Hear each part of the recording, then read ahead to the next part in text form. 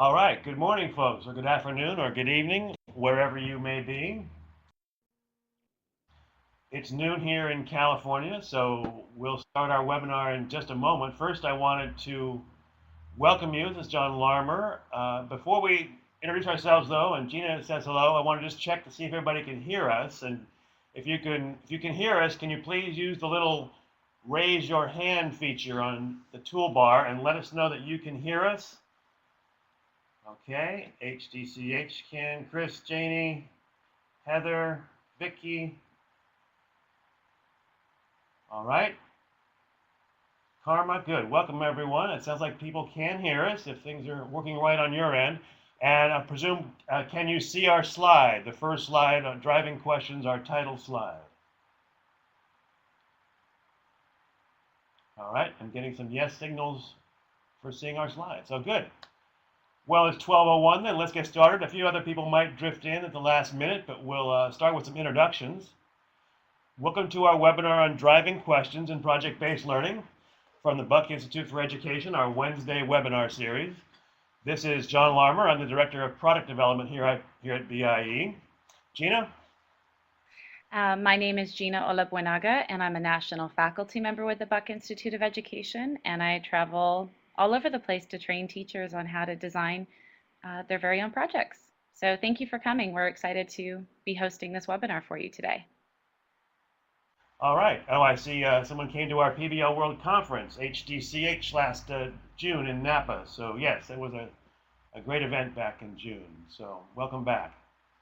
All right. So Gina and I will be talking to you today about driving questions. And to start off, we thought we'd let you know this is going to be archived on our YouTube channel at BIE-PBL. You can get to that also via our website, BIE.org, where you'll find a lot of material about project-based learning. And under services, webinars, you'll see future webinar topics too. We offer webinars throughout the school year, every week or two on different topics in project-based learning. So, our driving question for this webinar is this: how can I use driving questions effectively in project-based learning? So some of you might be already down the road a piece and know about using driving questions. Some of you might be beginners in project-based learning. So we've tailored this to hopefully appeal to different levels of PBL expertise. And if you have any comments or questions, please enter them anytime in our chat feature there. And at the end of the session today, we'll go about 35, 40 minutes, then have time for questions during the last few minutes. And we'll answer your questions at the end. But if you have a really burning question, if we pick it up while we're talking, we can answer it right there on the spot as well. Carmen, did you have a question? If you could type it in the chat box down there and post it. If you do want to ask a question, just leave it there. Okay, so that's our driving question for this webinar. And to answer that driving question, we imagine you would need to know a few things. This is modeling what happens in a project, of course. After you launch a project with an entry event and get students interested and share the driving question with them, you ask the students what do they need to know to answer that driving question. And here are some things we think you might need to know to answer our driving question today. What is a driving question and what's its purpose? How do I write a driving question? And how do I use a driving question in a project? So I'll take the first need to know there and just remind everyone that we have 8 essential elements for project-based learning. And every good project that meets our definition of main course, not a dessert project, should have these 8 essential elements. This is also a document you can find on our website. These 8 elements, we believe, make a project rigorous, engaging for students, and really a meaty way to teach the curriculum, not just a fun activity you do at the end of a unit of instruction. So in the center are the content and the skills you want students to learn. You've got in-depth inquiry, a public audience at the end, chances for students to revise their work and reflect on what they're learning, opportunities for student voice and choice during a project. The project creates an authentic need to know the material, and the driving question plays a key role in framing the project for students. So let's explore that 8 elements, that element in a good project. A driving question then, sort of like where you're heading to on the roadmap, that's the point of the project, is to answer that driving question. It's a way to focus students' work. It's a way to focus your planning as a teacher. So a driving question serves both students and teachers during a project. For students, they always kind of know why we're doing this project. It's to answer that driving question, to solve that challenge we've been given in the form of a question. It creates a sense of challenge for students. It creates a sense that this is kind of an interesting driving question. We want to answer this. We genuinely do have a need to know certain things to be able to answer this question. And for teachers, it can guide your planning. You can figure out the ways you need to scaffold the project for students to get them to arrive at a good answer to that driving question. It's a way to frame content standards. A lot of content standards or those big ideas of the curriculum can be reframed as driving questions for projects. And we'll share some examples of that a little later. All right, so I just wanted to briefly mention that we think project-based learning is a fairly broad category. It includes lots of different kinds of projects, and so projects can be designed in many different ways. It could be a philosophical question that you want students to explore and answer and think about. It could be some kind of historical event or a certain time period in history, or in science, a natural phenomenon or how something works in the natural world. It could be a problem-based kind of situation where you give students a problem to solve, either a scenario-based problem that's fictitious, or it could be a real problem in the real world. It could be an examination of some controversial issue which students have to arrive at a decision about and argue for and against. And finally, a project could be the design challenge kind of project, where students are producing a work of art, a piece of writing for public audience. They're planning an event or creating some piece of technology or an actual artifact. Here are some examples of the kinds of driving questions that go with those types of projects. So the philosophical question, here's one that could be explored through English and also through science, perhaps even social studies. When do we grow up? Now, there's no right answer to that question. There are lots of ways to look at that question. Or who has power and how do they get it? Also could be a social studies, government, history, English kind of project. That's a philosophical question project type of driving question. Or the one about, let me back up there. A historical event or a time period, natural phenomenon. Should Truman have dropped the bomb at the end of World War II on Japan? It could be a great unit on both science and obviously history, and some language arts could come in there, of course. Or a science project. This is done actually in a middle school, 7th graders, I believe, looking at physics of motion and centrifugal force and gravity and all those kind of things. Why don't I fall off my skateboard? Here are some examples of a problem-solving situation. In this case, these are both real problems, not fictitious scenarios. Improving traffic flow in the neighborhood, or what should we do about the mice in our school building? That's a good example of a lower elementary project involving science, language arts. There was some math in there.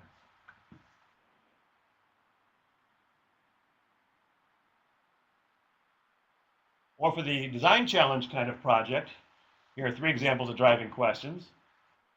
Creating a mural, running a flea market, designing a website. And those, you notice, all begin with the phrase, how can we? And so Gina will explain a little later how to write driving questions in this style.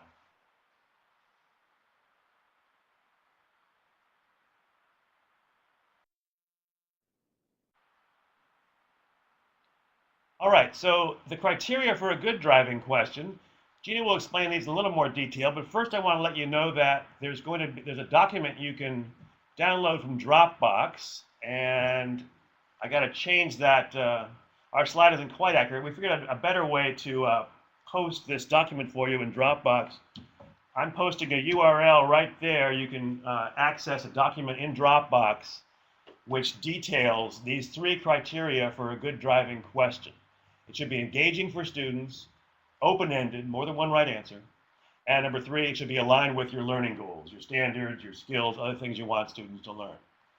So you can get a special Wednesday webinar handout which details those 3 criteria, which Gina will soon explain, by going to that link in Dropbox and downloading that document. By the way, it's the you'll see it's the public. It says public share stuff. That's the name of the file or the folder in Dropbox that you can access through that URL. Okay, so Gina, take it away and tell the folks about these criteria. I sure will. Can everybody hear me? Get a little check mark, thumbs up. All right. Thanks, Penny, Jenny. All right, awesome. So let's dive into some greater depth about the criteria for a good driving question. So, yes, the Cold War, said very few teenagers.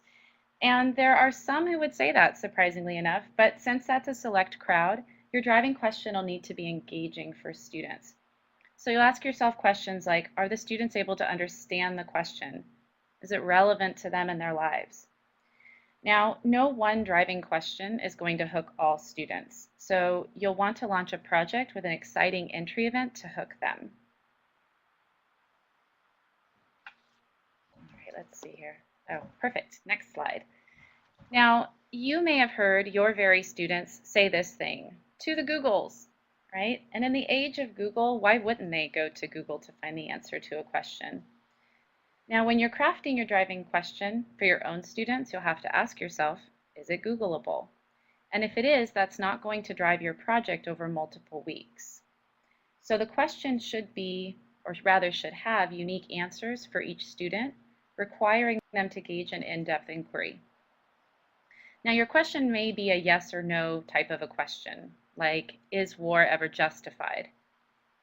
While there is a yes or no answer to that, the answer must require a detailed explanation or justification, which that can't be Googled. And the third criteria is that it's aligned with learning goals. Now, this question comes up a lot, right? Great strategy, neat model, but in the end, what will students learn? And that's a really critical point. So you'll have to ask yourself, what content, knowledge, and skills will students be learning in the project? And your driving question doesn't have to state the learning goals directly. However, it should be aligned to the learning goals in such a way as to require students to learn that content. So an example of this might be saying something, how can we use geometry and measurement to design a new playground? The standards and the content are very clearly identified in that question, but we could change it to, how can we plan a new playground, right? You can specify the skills as you move through the project process and the students learn how to develop the product later on, because it's still going to require geometry and measurement regardless. Now, there are some ways to write a driving question that connect to the different types of projects that John described earlier in the webinar. So we've classified them into 3 categories. You could write a driving question that focuses on a philosophical or debatable issue or some type of an intriguing topic. Specify a product to be created, a task to be done, or some problem to solve. And you could add a real-world role for students. Now we're going to look deeper at questions that align to these different types of categories. But as we move through these driving questions, I'd like for you to think about what products may be best aligned to that type of driving question. And that'll become clearer as we move through. Right. So here's our first category, a philosophical, debatable issue or an intriguing topic. I'll give you a moment to scan over those. These types of driving questions are less commonly used in the elementary setting as they are a bit too abstract for students. But our first 2 questions are examples of driving questions that you might use in an elementary setting, like who is a hero and what does it mean to be a good friend, with the 3 bottom questions lending themselves more to secondary content.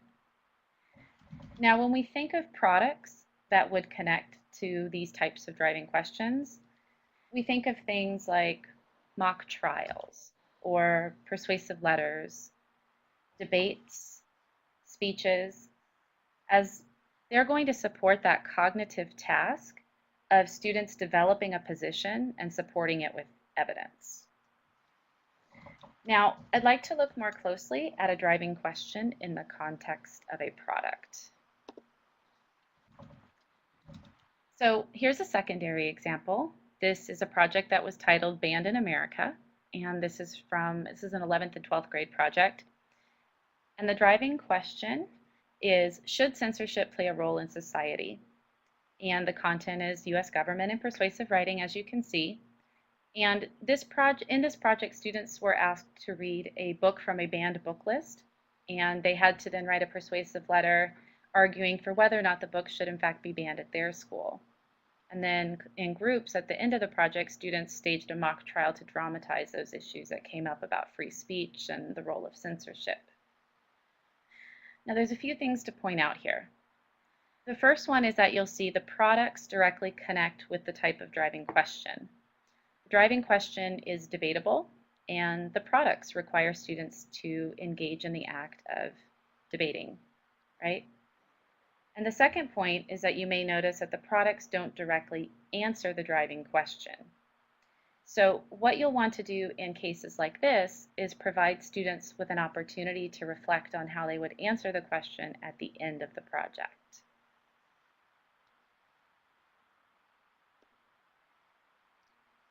Right, on to our second category of specifying a product, task, or problem to be solved. And as you can see, those product, tasks, or problems leap right out of these questions. So for example, how can we create a picture book about the life cycle of animals in Oldham County?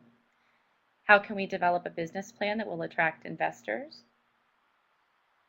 Now, these types of questions are more commonly used in elementary because they are really concrete for students. As you can see with these questions, they're still going to require students to learn content. If we look at the first question, how can we create a picture book about the life cycle of animals in Oldham County? The content is that they're going to be learning about the life cycle of animals. But they're going to learn about that content through the process of making this product of the picture book.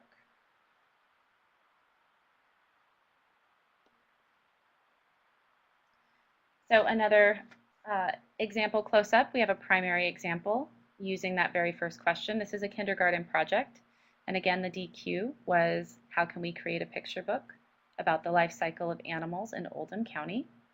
And in this project, the content that was covered were the science standards with respect to the life cycle of animals, language arts, and art. Now, what students did, as you could tell from the driving question, is they were creating an illustrated book, and it was about the life cycle of animals. And then these books were put on display at the office of the Oldham County Conservation District. Really exciting project for these kindergarten students, grounded in authentic work. Again, a couple of things to point out.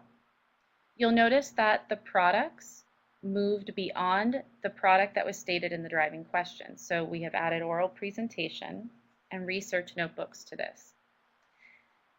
The reason you would add additional products is to deepen student understanding and also have a way for you, the teacher, to collect data on what knowledge and skills students have learned through the project process. Okay? And this question, unlike our first example, the product does directly connect to the question. Students created a book, and that's what they were asked to do in the driving question. It's still a good idea to have students reflect on the project process overall at the end of the project. And we'll talk a little bit more in depth about this later on in the webinar. And our last category for types of driving questions are adding a real-world role for students. So we have 3 questions here. How can we as medical students diagnose a patient and recommend the best treatment? How can we as structural engineers design and test bridge models for a walkway over the river? And how can we as tour guides plan a Google walking tour of public art in our city? Now, again, you can see that the real world role jumps right out of these questions for kids. And by adding a real world role, it's going to add that authenticity, rigor, and depth to the project work. It's also helpful for students to build that understanding of what adult roles look like outside of the classroom and how the work that they're doing has real context. Again, think of the types of products that we would design with to go with these driving questions. You would ask yourself what a person in this role would produce. So if we look at our second question, how can we as structural engineers design and test bridge models for a walkway over the river? Structural engineers would produce products such as models or plans or blueprints. If they were to take on the role of, let's say, a marketing executive, a sales pitch or a presentation would be more appropriate.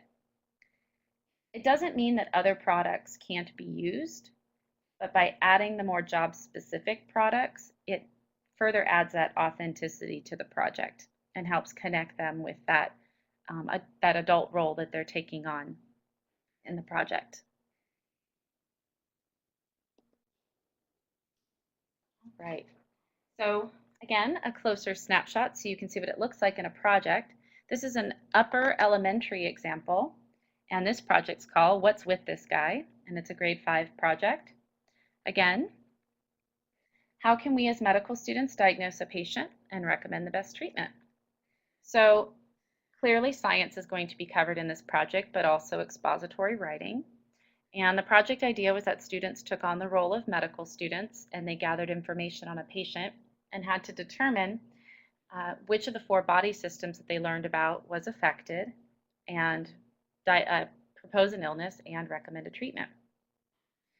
So the major products were oral presentation with PowerPoint slides and a medical report. Again, these products align with the type of work that medical students would be required to do. So in medical school, they'd have to present their case study to a panel, so on and so forth. Think the show House, right?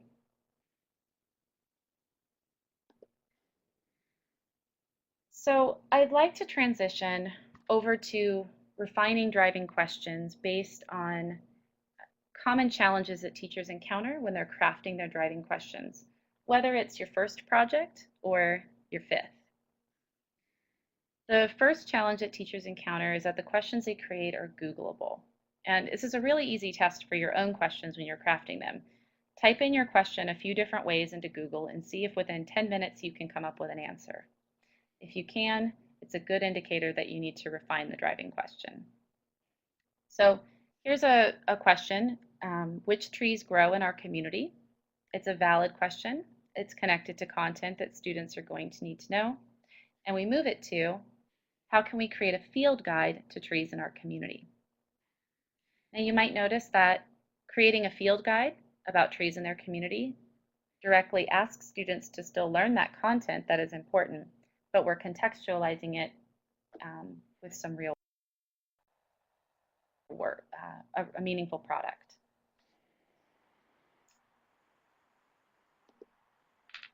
Here's another example. This is a health example. What are healthy foods? Really important students learn that. And we move it to, does it matter what food we eat? So again, they're going to have to build that understanding of healthy foods, but now they're going to have to make some judgments about it and develop a position. And that's much deeper than just knowing what healthy foods are. Oh, great. And our next slide is about, this is an art example. What were the major forms of modern art? And we move this to, how can we create a gallery exhibition that explains the history of modern art? Again, this question, Gina, while it's a, yes. Gina, if I could chime in here, excuse me. One of the ways this question is open-ended is that students need to think about the audience for their exhibition. There's more than one way to do a gallery exhibition, depending on your audience and your purpose and your facility and lots of different factors which make it an open-ended task. Kind of like that field guide for the trees a couple slides earlier. There's many ways to do a field guide. That's where it becomes open-ended as well. Mm-hmm. And this is work that a museum curator would do in the real world. And so again, making that connection to audience, that there's more than one right answer, and that students are taking that knowledge that you want them to learn and using it in a purposeful, creative way. So thank you, John, for those insights. I appreciate it. And Gina, you did a project like that with your students in 5th grade, right? Yes, I did. My students created their own museum gallery from start to finish. We created the art, we looked at different forms of art, and students made decisions about the type of art that they felt represented them because they were looking at meanings and messages in art. And then they later took on the role of museum curator, and we put on a whole show from start to finish. It was a very exciting project, and the kids loved it. And as a sidebar, I teach 5th grade, so those were elementary students that engaged in that project. All right, so another common challenge that teachers encounter when crafting their driving question is it sounds too much like a teacher. So hello, essay question, right? So here's an example of a great question that we as teachers would want students to be able to answer, but it might not be engaging for them. So how does the author use voice and perspective in the house on Mango Street to reflect on her childhood and community? And we move this to, how does our childhood shape who we are as teenagers? Now, the question on the right brings the students into the project. This is about them making a personal connection to the content. Where do I fit in? How have I been shaped into the teenager that I am today? And that's really important that students are brought back into the education in that way. Here's another example. What did ancient Greeks contribute to the development of Western civilization? And for anybody who's taught history, you know that history can be a particular challenge for students. They see that content as really disconnected from their everyday experience. And so we move it to a question like the one on the right. How Greek are we? So putting the student directly in the context of the project, so they're making personal relationships to that very ancient content that you're trying to teach them.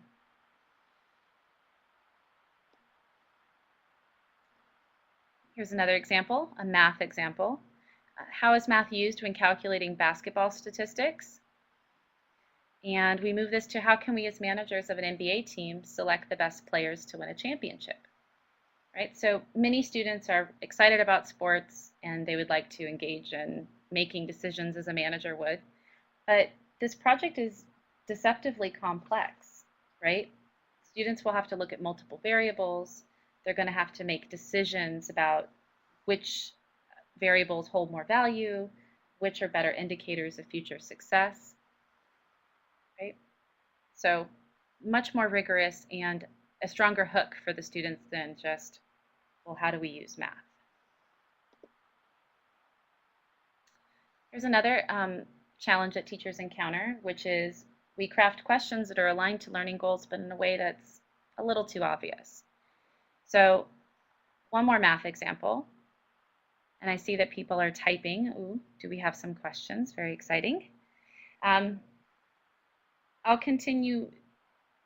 I will continue explaining this slide, and then we'll take a quick look at these questions. So how do architects use geometric principles such as congruence and similarity, along with measurement and ratio to design structures? That is a great driving question to help guide your instruction as a teacher, so you know what content you need to teach, but we move this to, how can we design a high school of the future? So I'm still requiring students to learn all of that content, but I'm repurposing it in the context of this authentic work. All right, so let's take a look at these questions that are over here, happening on the right. Any feedback on aligning the use of driving questions with students as they progress through K-12? Okay, great. Thank you, John, for taking that one. That's a really deep question. Heather asked a good one. How should one balance authenticity and public audience with the pretend and the driving question? So let's go back to that, and that raises a really good point. Students obviously would not become managers of an NBA team. That would be that would be a fun project, but not realistic. So as John talked about, you might do a simulation. So this would be a simulation where you would add the authenticity into this project is in your public audience. So maybe you bring in a manager of a college basketball team local in your area who might come in and talk to students, or somebody else who has experience with finance or statistics to help assess the students' products where they were exploring this question. Okay, great. So, John, will you help with looking over these questions as we move through the slides? Sure. Okay, great. I'm thinking about Chris's question. Yeah, and actually Chris's question we're going to come to in just a little bit. So Yeah. That's a great question, Chris. Hang on, we're coming. Oh, hooray. Okay, so a few more examples of how we create questions that are aligned to learning goals, but too obviously. So here's a science one. How did erosion, volcanism, plate tectonics, and other forces shape the topography and natural features of our region? And we transition this to why are there so many valleys and hills around here? And the thing about this, Gina, a lot of teachers sort of feel the need to plug the content into the question, but just think of it this way. Are students going to need to know that content to answer the question on the right? Mm-hmm.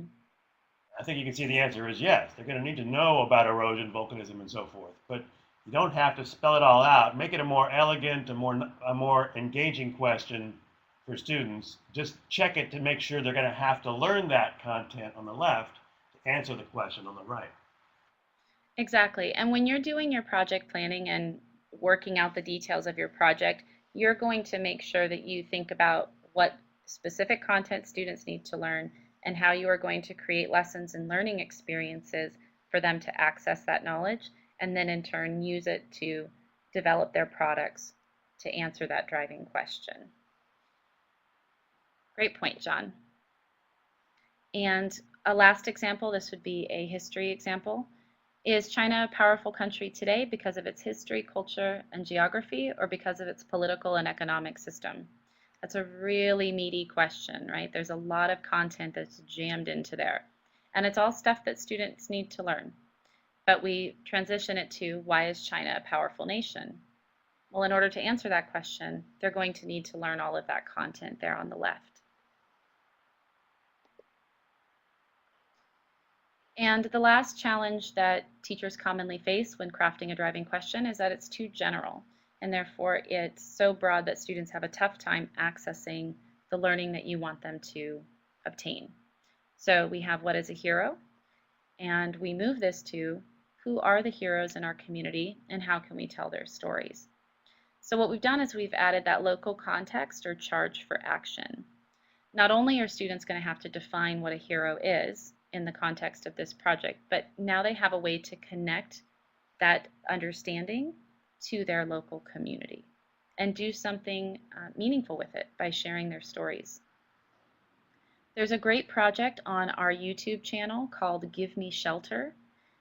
It doesn't deal with heroes, but it deals with homelessness, and students did a project in which they went out into the community and told the stories of people who are homeless. So if you're interested, again, that project is called Give Me Shelter, and it's available on our YouTube channel if you're interested to see what a project like this might look like. And thanks, John, for posting the link again. All right, so here's another general question. Which advertising techniques are most effective? And we move them to how can we help small business clients improve their advertising?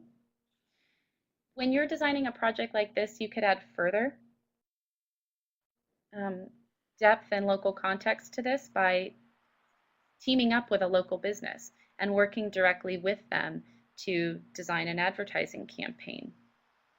And again, it supports this idea that students are doing meaningful, authentic work, which will engage them and excite them and help them learn the content in a really deep and meaningful way.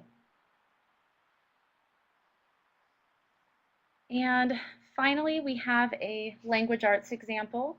Which stories and books are the most popular for people our age? And we add that local context or charge by having students create a website that recommends books for young people in our community. You might see that students have that immediate connection to their community. They are going to be maybe conducting surveys, going out into the community and interviewing community members to access this information to create a website that authentically represents the interests of young people. All right, so again, here's our YouTube channel, and what we are going to do is I'm going to get you familiarized with a tool to craft and refine driving questions, and this tool is called the 2-Brick. If you go to YouTube, you can watch a short, it's a 2-minute video on how to create the 2-Brick, but fortunately, we do not have to build a 2-Brick in order to use it. You can find the 2-Brick page that we have here available on our website, bie.org, for free download. And I'm going to show you how we can use this tool to craft or refine a driving question. So let's move through a few quick examples here. So our first one is, how can we as medical students solve a medical mystery? And here's our completed question. This would be an example of students taking on that real world role in their project. Let's do another one. All right, should the city of Los Angeles allow street artists to help gentrify Hollywood Boulevard? So this would be an example of some type of problem to solve or intriguing topic. And for anyone who lives in a large city, I imagine that you have the same challenges that Los Angeles does with street artists getting creative using public spaces. All right, one more example here. How do we design an exhibit on the Iroquois Nation at the Museum of Natural History? Now, this was a type of question that would specify a product. Now, this goes back to Chris's question of, do we have students create driving questions? And the answer is yes. So as you become more sophisticated at designing projects and your students become more comfortable with the process, you may want to start transitioning that responsibility to them, where they're going to generate their own driving questions. They might use the 2-Brick, they might use this tool, or this could be questions that they come up with on their own. And you would go back to our criteria, which is making sure it's open-ended, aligned with content, and engaging for students. All right, so we've done a lot of talking and we've shared a lot of information with you about types of driving questions, common challenges that teachers face when they are crafting a driving question, and we've gotten to know the 2-Brick a little bit and how to use it. So I'm going to turn it to you guys, and we're going to take a look at a couple questions, and I'm going to have you just type your revised questions into the chat box on the right. Before we begin, I want to remind you that there's no right way to create a driving question. Every driving question takes a product on a different path, depending on how it's worded. So we're just looking for your answers, not a right answer. Okay. All right, so let's take a look at this one. Let's transition this one to a more student-friendly and engaging question. So we have, how is math used in designing a bridge? So I'm going to give you guys a few minutes to type in a revised question for us.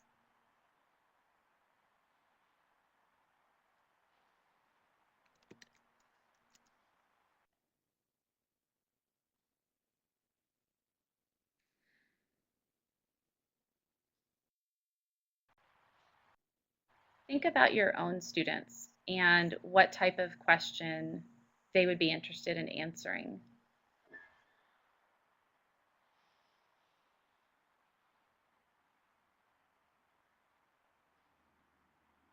Perhaps adding a local context, products that you might have students create.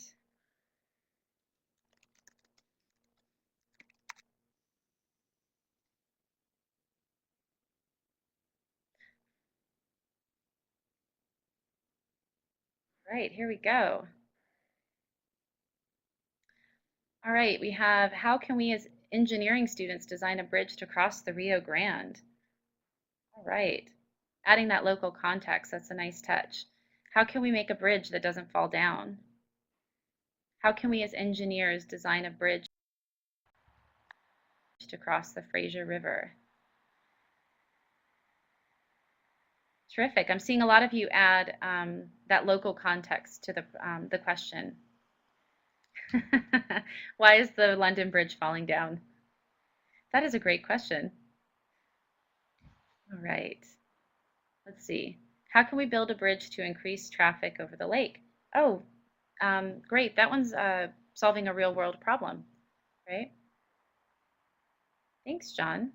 And we came up with a sample question, but clearly you guys have a strong understanding of how to revise it. How can we build a bridge over Aliso Creek for students who walk to school? All right, and let's do, I'm going to skip ahead. Let's do one more. Let's take this question from general to having a local context, which I think you all are pretty good at. How does an ecosystem stay balanced?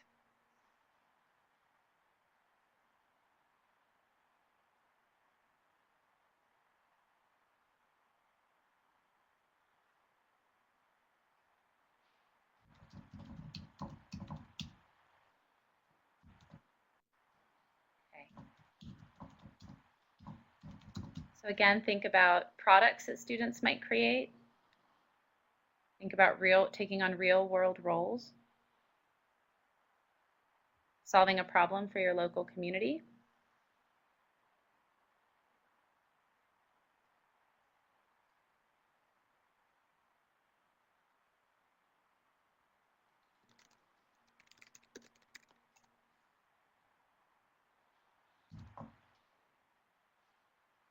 Okay.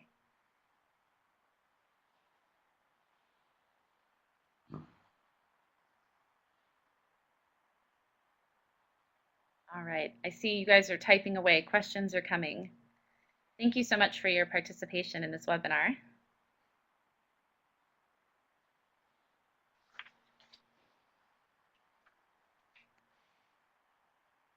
Ooh, should I be a mosquito saver?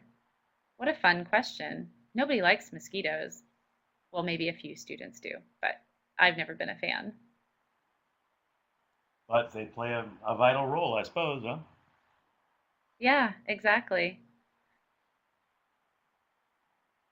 How can we return? Oh, those are some great questions here. John, I hope these show up in the recording of the webinar so people can return to them. How can we return life to Bastrop State Park after wildfires? What an important issue to solve. How can we increase the number of spotted owls in Oregon? Great. Why are there no fish traps in Fish Trap Creek? Or why are there no fish, in Fish Trap Creek? Great questions, guys. How can we create an eco-save bug repellent? Ooh, that would be a fun one. All right, so we're running short on time, so I'm going to move on to how you would use, so I'm going to skip ahead here. How we would use a driving question in the context of a product. So as John mentioned earlier in the webinar, a driving question is supposed to guide the work for students and for teachers. So I'm going to show you some ways that you're going to be using the driving question throughout a project. So the first one is a project wall. You're more likely to have one of these in an elementary classroom. You would want your driving question to be public and transparent and accessible for students, since it is going to be contextualizing all of the learning that you're going to be doing, and you will be referring to it throughout the project. And here are some other things that you would want to include on that wall.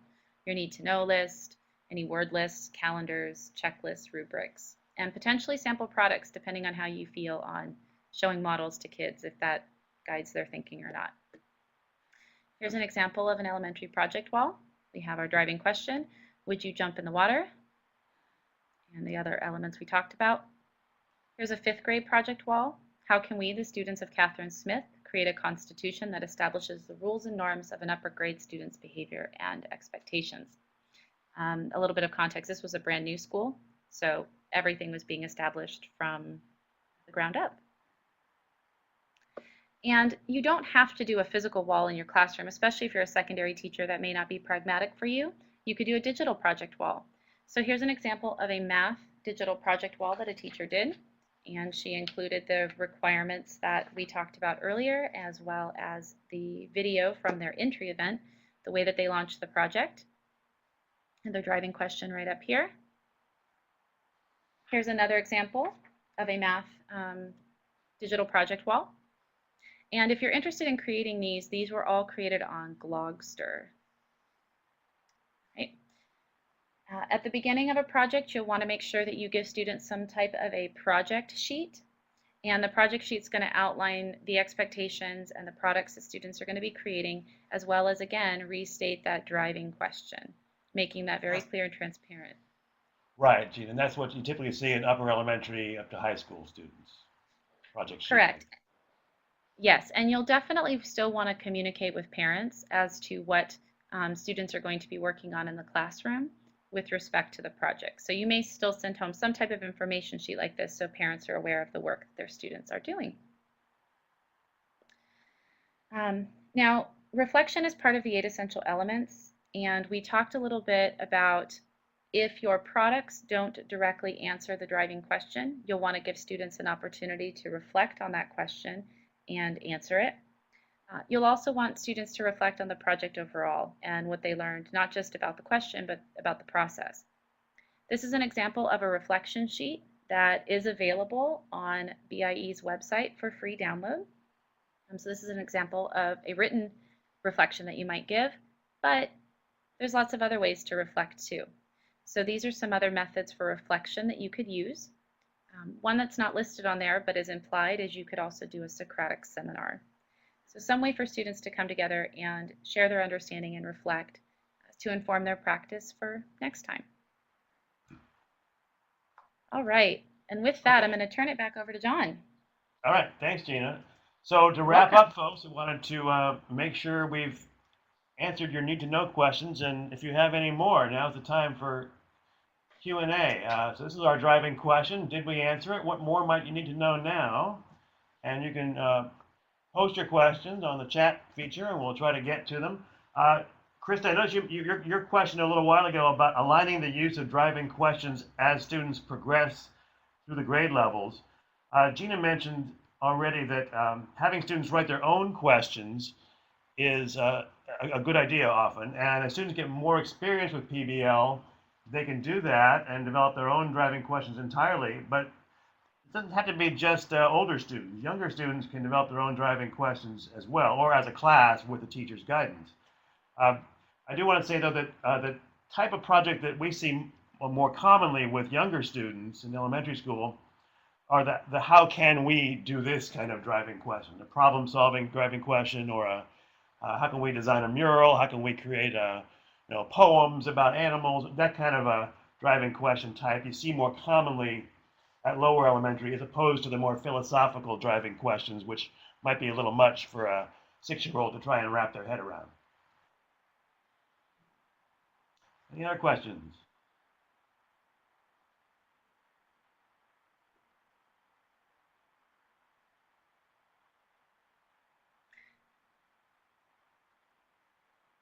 Oh, Chris, your question earlier. Gina, do you want to chime in on this about including students in the creation of a driving question and yet keeping them aligned to standards and engaging for everybody?